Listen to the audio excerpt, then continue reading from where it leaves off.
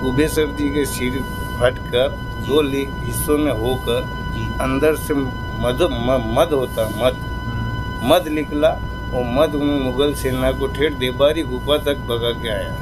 तो आज भी मद वहाँ है। यहाँ का मद जितने ही छत्ता है ना वो देबारी गुफा में एकलिंग जी का मंदिर है। एकलिंग जी हाँ।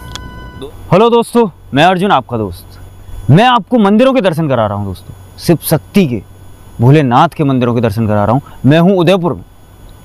एक और मंदिर मैं आपको आज दिखाऊंगा, जिससे आपको रूबरू कराऊंगा, महादेव के दर्शन कराऊंगा, जो कि पहाड़ों के ऊपर स्थित है, बीचों बीच पहाड़ों पर है, सबसे ऊंचाई पर है, जैसा कि आप देख रहे होंगे, जो है ऊबेश्वर महादेव, जिनके आज मैं आपको दर्शन कराऊंगा। मेरे पीछे शायद आप चोटी पर देख रहे होंगे, सज्जनगढ़ का किला भी दिखाई दे रहा है आपको।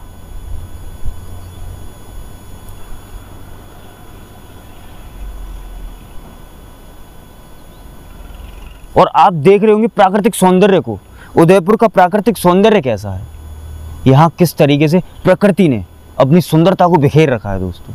प्रकृति ने अपने प्यार को, अपने सारे खजाने को दोस्तों, शायद ऐसा लगता है उदयपुर के ऊपर ही उड़ेल दिया है दोस्तों।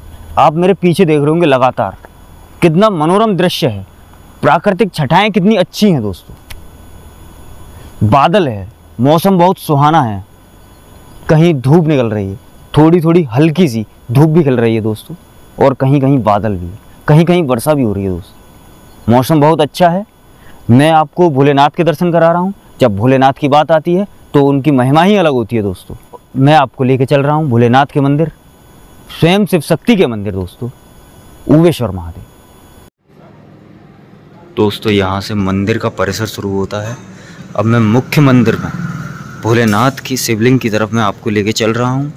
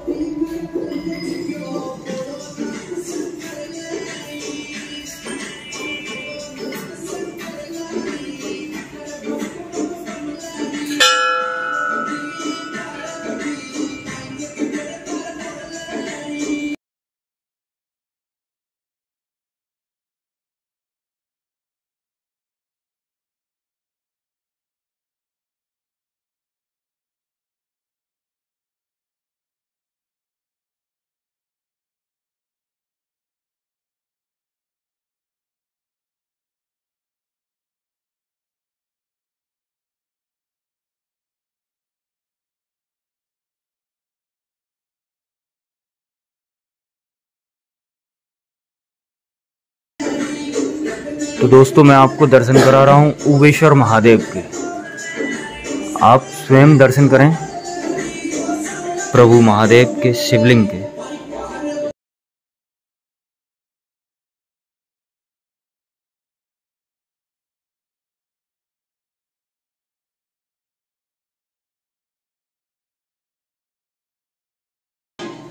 किस तरीके से सजे बैठे हैं महादेव प्रभु, आप देख रहे होंगे दोस्तों। श्रृंगार किया जा रहा है प्रभु भोलेनाथ का।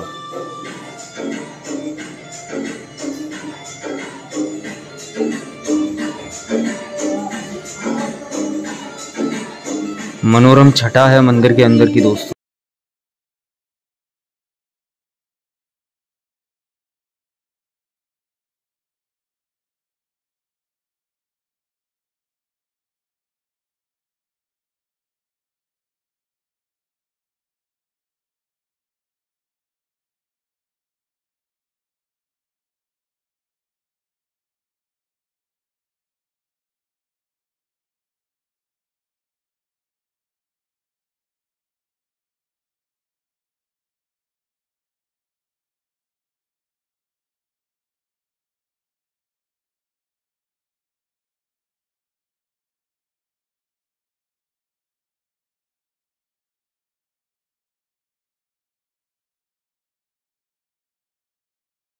दोस्तों मैंने अभी आपको भोलेनाथ के दर्शन कराए, भोलेनाथ की शिवलिंग के दर्शन कराए। उम्मीद करता हूँ आपको ये मेरी मंदिरों से जुड़ी हुई सीरीज़ बहुत अच्छी लग रही होगी दोस्तों आपको। अब मैं आपको दिखाऊंगा दोस्तों, ये जो आप मेरे पीछे देख रहे हैं बना हुआ खंडरनुमा, ये जो स्थान है ये दोस्तों पुराना मंदिर हुआ करता था। इसके बीचों बीच यहाँ पे एक गुफा है जहाँ भोलेनाथ प्रभु का पुराना मंदिर था दोस्तों। मैं आपको लेके चलता हूँ अभी उसके पास में और मैं आपको दिखाता हूँ कि वो किस तरीके से कहाँ स्थित है। दोस्तों दुर्गम रास्ता है जहाँ प्रभु के दर्शन होते थे, जहाँ प्रभु के दर्शन करने के लिए जाना पड़ता था दोस्तों।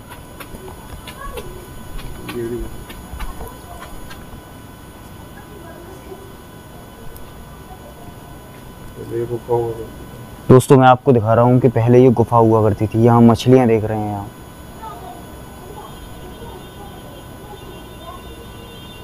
स्थल जल मंदिर श्रीमती रतन देवी संग्राम सिंह मेहता चैरिटेबल ट्रस्ट 2003 उदयपुर। चील मेहता उदयपुर के पारिवारिक सती माता जी का स्थान है दोस्तों ये।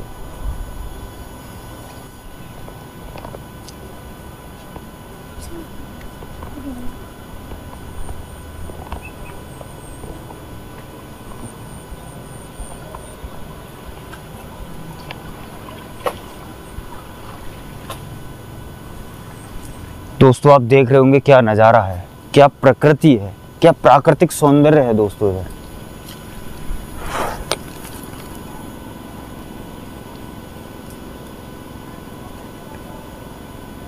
यहाँ से मैं आपको दिखा रहा हूँ नेचुरल स्रोत पानी के, प्राकृतिक स्रोत।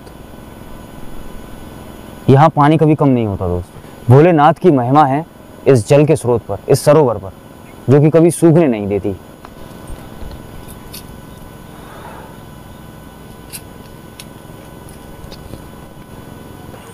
दोस्तों मैं आपको रूबरू करा रहा हूँ मंदिर के एक एक कोने से, हर उस जगह से जो जगह आपने शायद कभी ना देखी हो, जिसे मैं दिखाने की कोशिश कर रहा हूँ दोस्तों।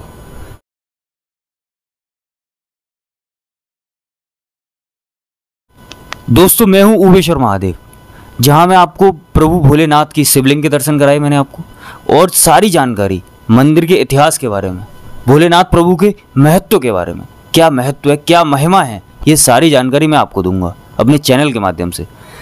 ये सारी जानकारी मुझे देंगे जो प्रभु जी भोलेनाथ प्रभु के चरणों में सेवा देते रहे हैं बहुत समय से। इनके पिताजी भी देते रहे थे लेकिन वो इस दुनिया में नहीं रहे। उसके बाद ये जिम्मेदारी आई प्रभु जी के पास, जो अभी मुझे बताएंगे अपना नाम और मंदिर के इतिहास के बारे में और कब से सेवा दे रहे हैं, ये सारी जानकारी मुझे वही देंगे। प्रणाम प्रभु जी। महादेव प्रभु जी। प्रभु जी मुझे बताएं अपना नाम और ये कब से आप यहाँ सेवा दे रहे हैं। मेरे को हो गए यहाँ पे 17 साल हो गए, 17 साल से हूँ मैं।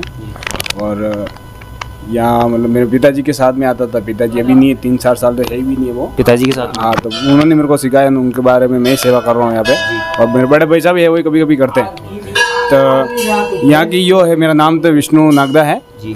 तो नीचे दार विष्णु नागदा, हाँ, यहाँ से 3 किलोमीटर नीचे रहने वाला हूँ मैं जी। तो यहाँ का ये है कि जो भी 18 गांव है, 18 गांव इस मंदिर का लगता है। मतलब इस मंदिर में 18 गांव लगते हैं। हाँ जी। तो वो जो भी काम करेगा, बाइक वगैरह लाना, नया कोई काम कर रहे जी। हैं, तो यहाँ मतलब भोलेनाथ को जो मन्नत का पुष्प है वो पुष्प मांगते हैं। तो पहले उवेश्वर महादेव पे आते हैं, तब जाके वो हाँ वो मनोकामना पूर्ण करते हैं और उसकी पूजा वगैरह कराते हैं अपने वाहन। हाँ, वो काम हो जाए उसके बाद में पूजा होती है तो वो काम हो जाता है। यहाँ आने से पहले मतलब कोई टेंशन वगैरह कोई भी होगा, यहाँ आ गया तो उसको मतलब एक बार सुकून मिलता है, सुकून मिलता है, शांति मिलती है। हाँ शांति मिलती है, सारी चिंताओं से मुक्त हो जाता है। हाँ। तो प्रभु जी मैं जानना चाहूँगा कि उवेश्वर महादेव क्यों कहा प्रभु को, यहाँ ये नाम क्यों? जो ये शिवलिंग है, जो फटा हुआ शिवलिंग है, फटा मतलब 2 भाग है इनका। शिवलिंग के 2 भाग हैं? 2 भाग है। यहाँ से मधुमक्खी वगैरह निकली है तो ये शिवलिंग क्या खड़ा हुआ शिवलिंग है, पूरा बिखरा हुआ नहीं है, जैसे खड़ा हुआ शिवलिंग, इस हिसाब से उवेश्वर महादेव नाम पड़ा इनका। जो खड़ा हुआ शिवलिंग है तो इस वजह से उवेश्वर महादेव जी। तो अब मैं जानना चाहूँगा कि मंदिर का इतिहास कितना पुराना है? इतिहास तो अपने मानना पड़ता है कि पहले का ये, महाराणा प्रताप से पहले। हाँ। अच्छा, मान्यता कितनी है प्रभु जी? मान्यता तो बहुत है सर। सावन के महीने में काफ़ी श्रद्धालु आते होंगे? काफ़ी आते हैं श्रद्धालु आते हैं। अच्छा प्रभु जी इतना और बताएं मुझे कि भोलेनाथ प्रभु का जो महिमा है, जो आपने बताया कि काफ़ी श्रद्धालु आते हैं। मैंने अपने दर्शकों को दिखाई थी वीडियो में, पहले जो गुफा थी तो वहाँ भी प्रभु का वास था क्या? वहाँ पे पहले पुराने बाबा थे, वो बैठते थे वहाँ पे। तो पहले बाबा बैठते थे, वो जप करते थे? हाँ वो बैठते थे। अभी पानी वगैरह भर गया, उसी के हिसाब से थोड़ी ये होगी खंडित वगैरह, वो खंडित हो गई। हाँ। क्योंकि मैंने प्रभु जी मंदिर का एक एक कोना अपने दर्शकों को दिखाया है तो इसीलिए मैं पूछ रहा था आपसे कि वहाँ पे जो गुफा बनी हुई है उसमें क्या है? हाँ वो मैंने सरोवर भी दिखाई प्रभु। हाँ तो वहाँ पे वो खंडत वगैरह होगी, अब कोई नहीं बैठता वहाँ पे, थोड़ा अभी सही करवाएगा, वापस बोल रहे हैं सब बाबा वगैरह बोल रहे हैं। तो प्रभु जी इतना बताएं कि सरोवर का जल कभी सूखता है इधर? नहीं सूखता, ऊपर से निकल रहा, अभी भी निकल रहा। तो आपने देखा है जब से आप बड़े हुए हैं इतने तब से देख ही रहे हैं जल स्थिर बना रहा है। हाँ इतना ही है, बढ़ रहा है अपन कम नहीं बढ़ रहा है। बढ़ रहा है कम नहीं बढ़ रहा। हाँ तो सरोवर का क्या महत्व है? सरोवर का तो सर यूँ मतलब निकलता रहता है पानी, कभी यूँ सूखा नहीं, 8 दिन तक कभी सूखा नहीं। इतनी गर्मी पड़ी है सब हुआ पर नहीं सूखा, यहाँ से पानी बुल भर के ले जा रहे हैं नीचे ऊपर सब ले जा रहे। अगर कोई मंदिर में आता है तो पहले सरोवर में अपना नित्य कर्म करके या कुछ भी हाथ मुंह धो के तब आता है दर्शन करता है? हाँ वहाँ वो करता ही है, नहा धो के फिर आता है। नहा धो के सरोवर में नहाकर तब भोलेनाथ प्रभु के दर्शन करते हैं। अच्छा। तो प्रभु जी यहाँ जो आसपास का जो गांव है वो 18 जो गांव हैं, तो वहाँ से श्रद्धालु जो आते होंगे वो काफ़ी मात्रा में आते होंगे जब सावन के सोमवार चलते हैं? हाँ चलते नहीं है, सोमवार को देख लो आप 2-3 हज़ार 5 हज़ार 10 हज़ार पब्लिक ही हो जाती है सोमवार सावन। 10-5 हज़ार पब्लिक हो जाती है सावन, और ये सावन में होती है, वैशाख में होती है सावन के सोमवारों। तो प्रभु जी कोई ऐसी किंवदंती हो या कोई कथा हो जो आपके पिताजी ने आपको बताई हो कि प्रभु की महिमा के बारे में कि यहाँ कुछ ऐसा होकर ऐसा हुआ या ऐसा वैसा हुआ? कथा वगैरह तो सर ये नमामि शमशान ये चलता ही है, शुरू से यही चलता है, और ओम नमः शिवाय यही है शिव जी का। नहीं कोई ऐसी कहानी हो जो महादेव प्रभु के ऊपर समर्पित हो कि महादेव प्रभु यहाँ कोई आया था तो महादेव प्रभु की सेवा करी उसे ये फल मिला? यहाँ से मतलब 1 किलोमीटर ऊपर ही है वो ऊपर ही पहाड़ी इलाका है। तो वहाँ बोलते थे कि ये मतलब भोलेनाथ जो वहाँ पे थे तो कोई मतलब सिसारमा का कोई पंडित आता था सेवा पूजा करने के लिए। कौन आता था? सिसारमा को कोई पंडित आता, नाम हाँ मेरे को पता नहीं है। तो वो आता था, मतलब भगवान को प्रार्थना करता था जैसे कि भगवान आप थोड़े उधर आ जाओ ताकि आने में मेरे को दिक्कत नहीं हो। ऐसे भगवान से ये बोलते थे कि ये दुर्गम स्थान है, यहाँ से थोड़ा पहले आ जाइए आप, जो मेरे को आसानी हो। हाँ पंडित जी बोलते हाँ। तो सपने में भगवान गए नहीं कि बोला कि तो सुबह ले लेना यहाँ से, जब मैं आ जाऊँगा साथ में ही। क्या बोला था? सुबह मेरे को उठा देना, यहाँ से मैं उठ जाऊँगा, जहाँ पे भी रखेगा तो वहाँ में बैठ जाऊँगा, उसके बाद में वापस नहीं उठूँगा, ये बोला। अच्छा तो महादेव प्रभु ने ये बोला था कि मैं सुबह यहाँ से उठा के ले चलना मुझे, और जहाँ भी रख देगा वहाँ मैं रहूँगा, उसके आगे फिर नहीं जाऊँगा। यहाँ से फिर यहाँ पे रख दिए, फिर यहाँ पे रह गए, वो उठाए वापस नहीं उठे। अच्छा तो वो यहाँ अगर रख दिए पंडित जी ने तो यहीं स्थित हो गए प्रभु? ये बोलते हैं अब है क्या इसमें, मैं किंवदंती है। बिल्कुल जो किंवदंती है वो सत्य ही होगी। वो फिर आते हैं वो श्रद्धालु, वो अपनी मनोकामना पूरी करके ही जाते हैं। हाँ आइए ना, आप आइए और दर्शन करिए और लाभ उठाइए ना। आपकी इच्छा भी पूरी करना, हमारी करे सबकी करेगा। हाँ होती है, इच्छा पूरी होती है। इच्छा पूरी? हाँ इच्छा पूरी हो, आप मन्नत धार के मांग लेके मांग देख लो आप, वो पूरी होगा। तो महादेव प्रभु जी मंदिर पुराना है? हाँ महाराणा प्रताप से पहले का मंदिर पुराना है ये। जब मुगल सेना आई थी तो महाराणा प्रताप ने मेवाड़ में जितने ही मंदिर है तो अलग अलग जगह छुपे थे। वो मुगल ने यहाँ पे कब्जा कर लिया था उदयपुर पे, तो उसके बाद छुपे थे। तो यहाँ उबेसर जी आकर भी छुपे थे। तो यहाँ पे जैसे ही छुपे थे मुगल सेना आने लगी तो यहाँ से अपने उबेसर जी के सिर फटकर 2 हिस्सों में होकर अंदर से मद होता मद निकला, और मद मुगल सेना को ठेठ देबारी गुफा तक भगा के आया। तो आज भी मद वहाँ है। यहाँ का मद जितने ही छत्ता है ना वो देबारी गुफा एकलिंग जी का मंदिर है। एकलिंग जी? हाँ 2 मंदिर हैं यहाँ पे एकलिंग जी के, एक तो देबारी गुफा के वहाँ है और एक यहाँ अपने नाथद्वारा रोड पे है। तो ये प्रभु जी जो मंदिर आप बता रहे हैं कितनी दूर हो गए यहाँ से? ये अपने मंगलवार रोड पे देबारी आता है ना, यहाँ से तकरीबन घाटा वाले माता जी एयरपोर्ट से पहले 8-10 किलोमीटर, 15 किलो 20 मिनट। अटुआ 15 किलोमीटर, 35 अच्छा 35 किलोमीटर है। तो 30-35 किलोमीटर मधुमक्खी ने दौड़ाया था सेना को, मुगल सेना हाँ मुगल सेना को। तब जाके ये उबेसर जी प्रसिद्ध हुआ। धीरे धीरे पुजारी सेवा करने लगे। दरबार अभी साल में एक बार ही आते हैं, जब कोई बंदूक लेने आवे नहीं एक बार। हाँ कई वैसाख ही होता ना। हाँ तो वो एक बार आते हैं, सेवा करके जाते हैं। कौन? दरबार अपने उधर एकलिंग जी के जो अपने उदयपुर के दरबार है, अरविंद सिंह जी। जी। अच्छा वो जो उदयपुर के जो अरविंद सिंह जी हैं तो वो यहाँ एक दिन आते हैं साल में। मेवाड़ के जो राजा हैं वो 1 साल में एक बार आते हैं यहाँ भोलेनाथ प्रभु के दर्शन करने। और एकलिंग जी तो हर सोमवार को आरती में जाते हैं। वो तो उनके मेवाड़ के राजा हैं, इसीलिए वो वहाँ के दीवान हैं।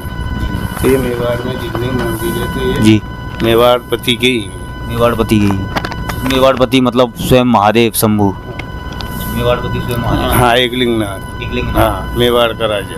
मेवाड़ का राजा एकलिंग। हाँ, उसके बाद आ जाता है ये सब दीवान, महाराणा प्रताप है, अरविंद सिंह जी, ये सब एकलिंग जी के दीवान हैं। दीवान है ये एकलिंग जी के सब।